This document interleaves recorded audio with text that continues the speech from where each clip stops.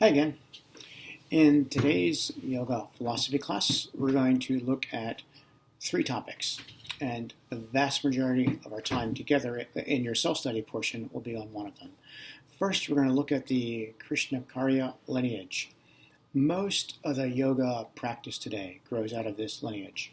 In fact, he has been called the father of modern yoga, and most of the lineages that we practice in Hatha or Vinyasa, Anusara, all have their roots in his work. So we're going to look at the lineage of Krishnamacharya.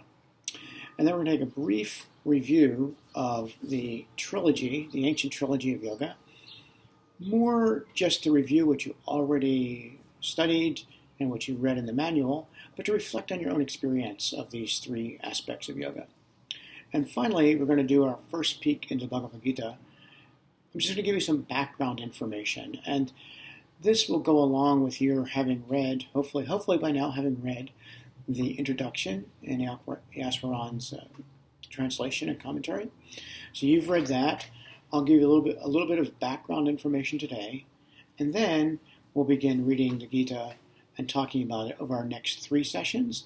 And just to break up the reading, I'm asking you to read 6 chapters per class so we can have a discussion. And we'll spend a part of each of our discussion hours on the Gita. I won't be presenting notes on the Gita. I really want you to have an experience of it yourself with Yaswaran's introduction and those few little notes I'm going to give you today as sort of background material. But primarily, you're going to read the Gita. It's going to be you and your experience of this ancient text. And then we'll talk about it in those 3 classes. So at any rate, today the focus of this class is on the Krishnamacharya lineage and the various forms it takes, and you'll meet some amazing people. Unfortunately, we're people, and people have faults and flaws, and so many of these people are also flawed. But there are also some absolutely wonderful people who have done amazing things for the world. So enjoy this study, and we'll be in touch.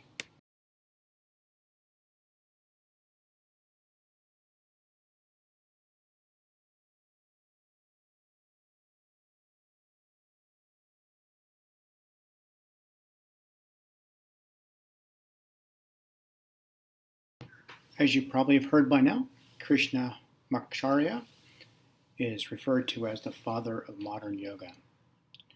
He was also the first to link breath to movement, and hence is regarded as the founder of Vinyasa yoga. In this next part of this course, we'll look at several of his students. We refer to that as the lineage. So, as I mentioned earlier, much of modern yoga grows out of the work of Krishnamacharya. And I would say, I mentioned at the beginning that we all are humans, and if there is a flaw, one flaw is that he tended to be harsh on his students, drive them hard, work them hard, and that flaw gets carried on. On the opposite side of that, the Anusara lineage stresses that yoga is not a no pain, no gain activity, that we want to be gentle on ourselves and our students. But it's interesting to know that in his time and culture, his place in history, that was part of his teaching methodology.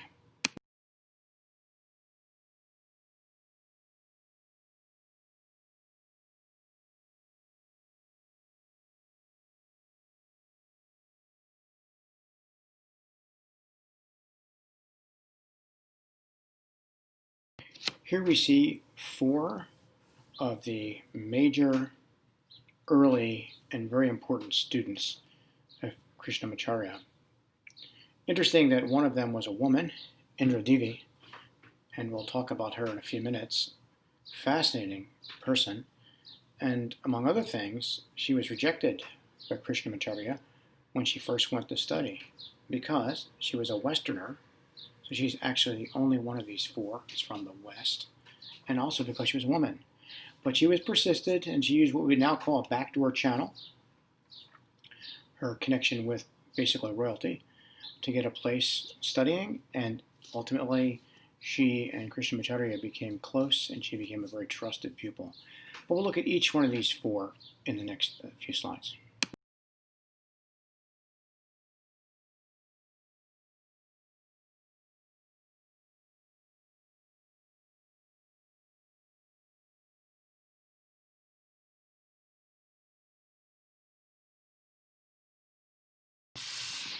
One of the most influential and powerful students of Krishnamacharya was Pattabhi Jois. Probably all of you have heard of him. You've probably heard of Ashtanga Yoga. You've probably heard of the primary sequence. He had a series of 6 set sequences that he taught, and one would not be allowed to move on to the next pose or next sequence until one mastered the one before, and that was actually under the control of the teacher. He actually was the founder of Vinyasa Yoga, and as you can read in the next slide, there's a number of links. You can read his memorandum and his obituary.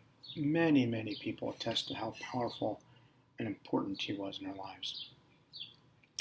But at the same time, he was known to be pretty harsh on his students, and it is said that his students could be seen limping, walking with canes, with back injuries, because of his harshness and how he sort of imposed discipline and pushed people beyond their physical limit. And probably even worse, in recent years, there's just been a plethora of information come forward about his sexual abuse of both male and female students. There's just a couple of links in the next page, but if you Google it, you will find literally hundreds of articles and recordings and even NPR programs. Very, very sad piece of legacy. And so we can hold on one hand the fact that he had a profound impact on Vinyasa Yoga, and the other that he was humanly flawed and injured people physically, emotionally, sexually. Very sad situation. It foreshadows our discussion toward the end of your training on ethics. But for now, it's important to know that he made a wonderful contribution, and he was also a flawed individual.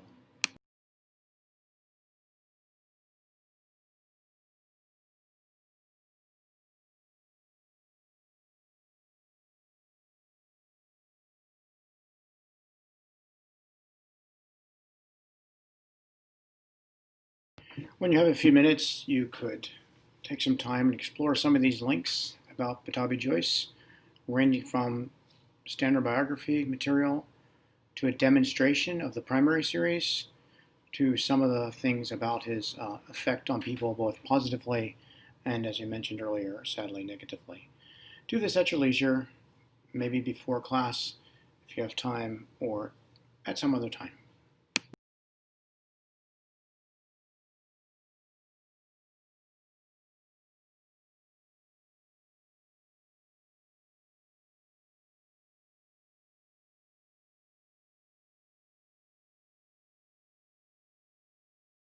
My first introduction to yoga was a 1-week immersion in a Iyengar retreat.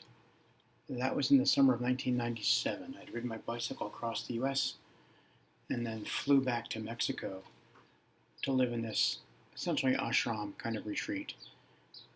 I was really impressed and I loved it. And for a while thereafter, I didn't want to practice anything but Iyengar yoga.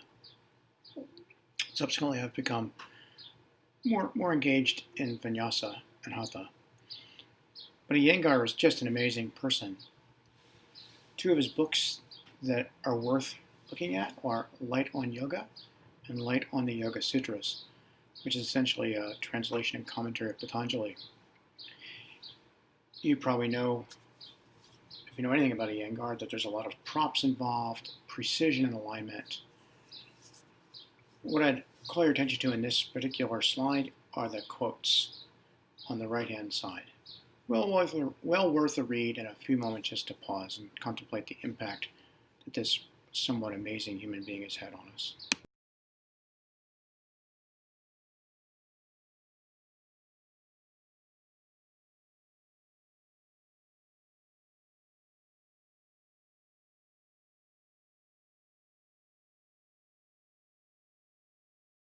To be honest, I didn't know much about Desikachar until I began to prepare to teach this class. I knew he was Krishnamacharya's son, and I knew he became one of the great teachers of yoga. His emphasis is that yoga should be one-to-one. In the linked YouTube video, where he is interviewed, he explains that we never see a surgeon performing surgery on a group of people. You don't meet with your doctor in a group. That anything that is transformational happens individually. Beautiful thought. And whether or not we agree with it, and probably all of us will continue to teach yoga classes of 5 or 30 or 100 people, it's interesting to hear his perspective. So I would point you to the YouTube video at the bottom of this page. Other interesting thing about him is that he, of course, was raised by his father, and he found Hatha Yoga so boring, he would try to find ways of escaping practice. And that's why I mentioned in my notes that he actually climbed coconut trees to avoid practice. And then he went to college, and then he returned to yoga, and became one of the great, great teachers of the century. I should also note that up until his death, he would never accept the term guru. He thought that it was materialized and bastardized by the West, and he didn't view himself in that way. So I recommend you spend just a few moments learning a bit about Krishnamacharya and his practice and how he did yoga, and something about the man as well.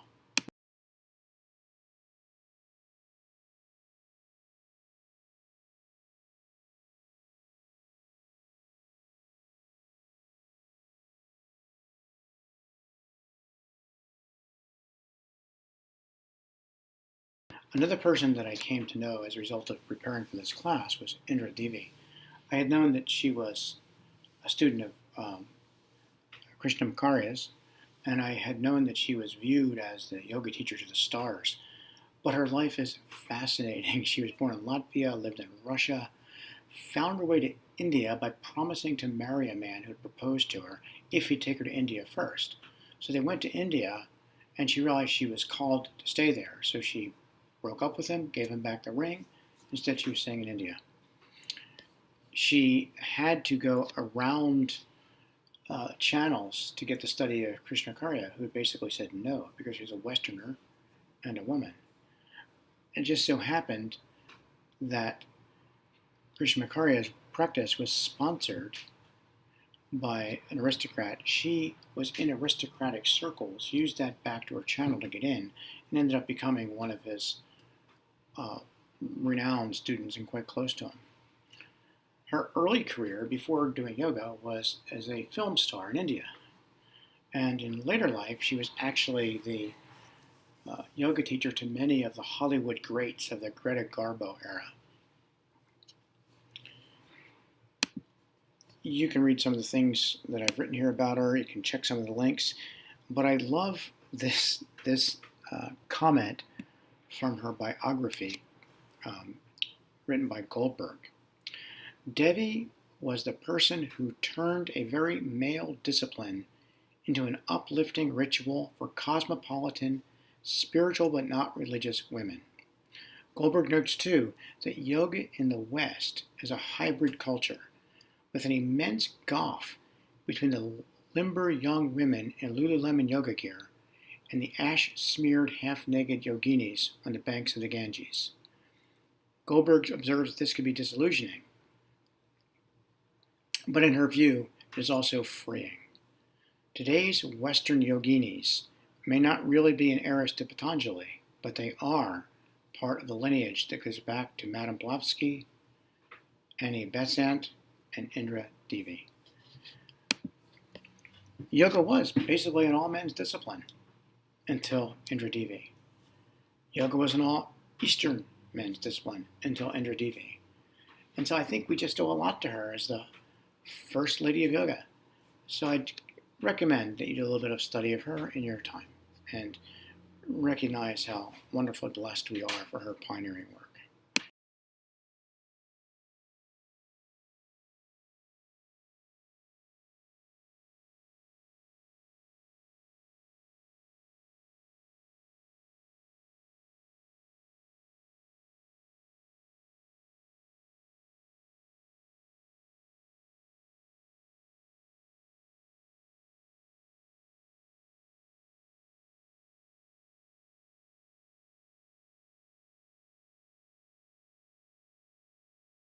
It wouldn't be honest to let the last slide and this slide pass without noting that so many of these names,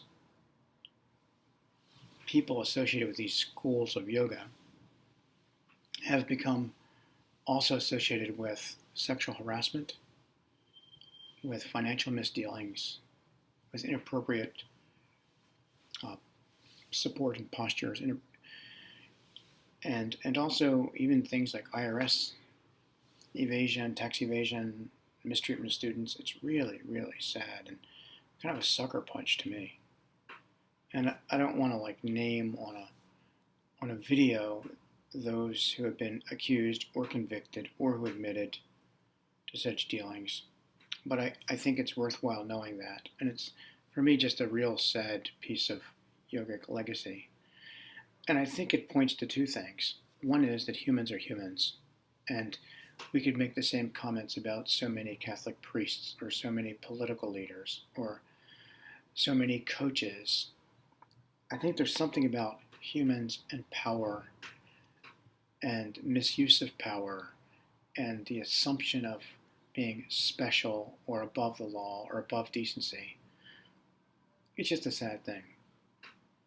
The other thing I think it speaks to is the danger of the guru culture.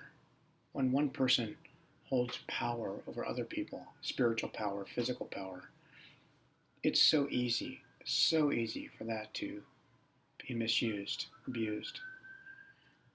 So I think that saddens me, and those thoughts lead us into the next slide.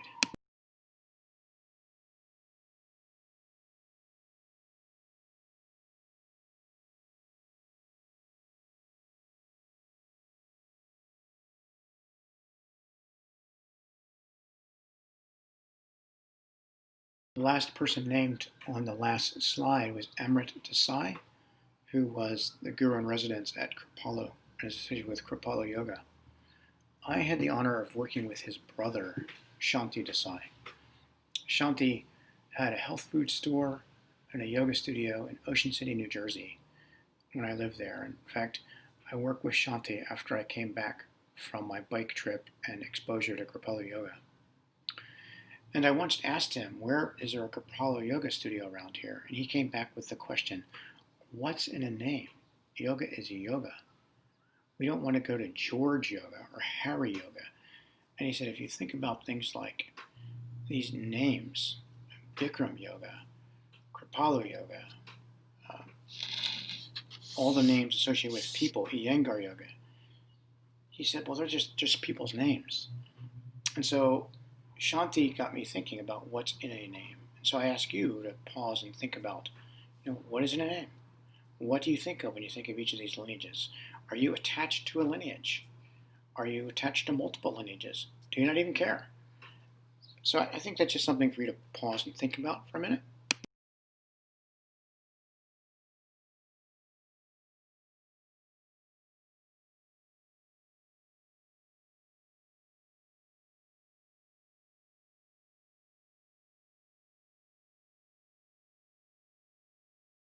You looked at the 4 ways that the word yoga is used in the Bhavagad Gita in the first class, and so we just return now to the ancient trilogy of karma, bhakti, and jnana.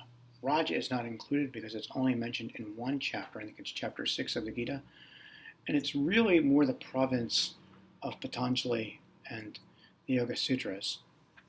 But the other 3, karma, selfless service, doing things without regard for being noticed, doing things without regard for the outcome. Bhakti yoga, losing yourself in love and worship of the divine. And jnana yoga, studying, immersing yourself in the scriptures. Maybe you want to think which of these you're most drawn to, if any of them. And so on the next slide, I just ask you to think about it. Think about what you're drawn to. Maybe pause and spend a few minutes meditating on all 3. Maybe you have some combination. Maybe there's some way that you find a balance of these 3 things. Maybe you don't like any of them. Maybe you just like doing hatha yoga for exercise. But it's time just to return and not think about them just academically, but how we may or may not be drawn to one or the other of these practices.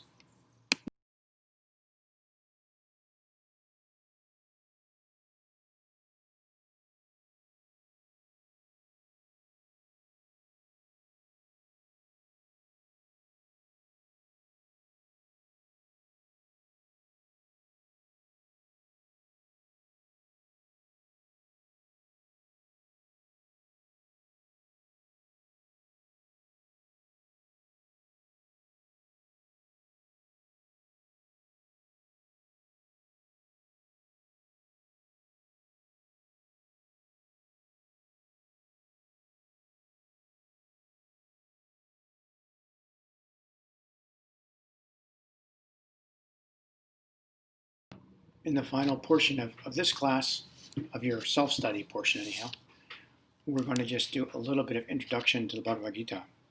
It'll be the next 4 slides, and basically it's self-explanatory information.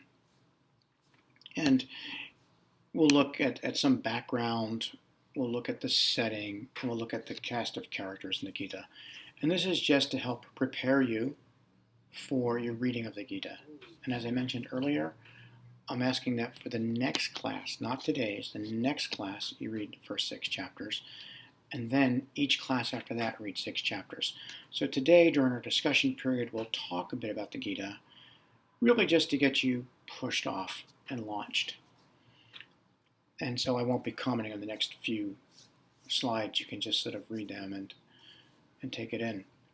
I want to end my lecture part by returning to a theme I mentioned at the beginning, and that is that over the next 3 classes, next week or so, I am asking you to have your own encounter with the Gita.